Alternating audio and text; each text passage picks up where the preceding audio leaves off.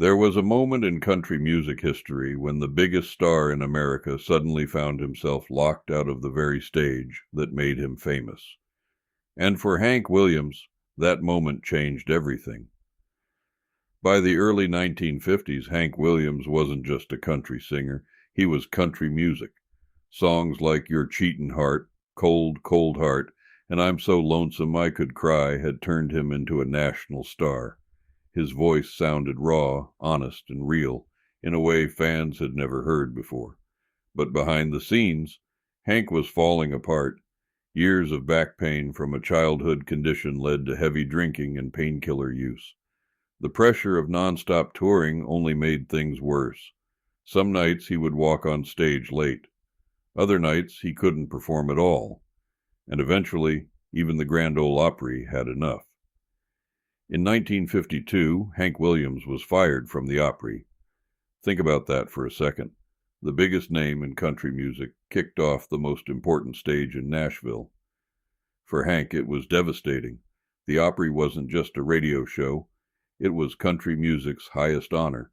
Losing it damaged his reputation and shocked fans across the country.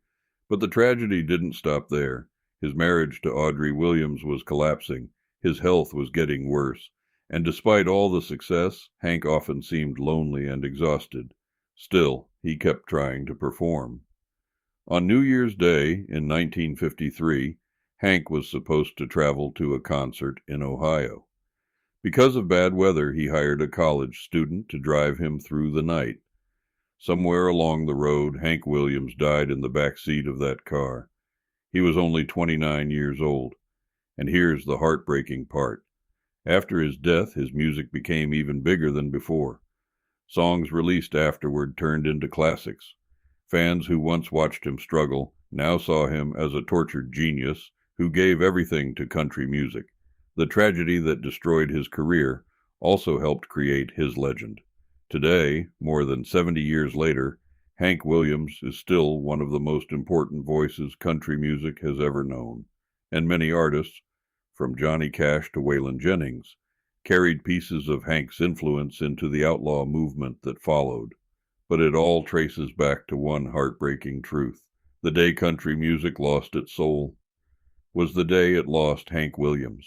In a room with a flickering light, country music spotlight shining bright, showcasing tales of legends old, with heart and story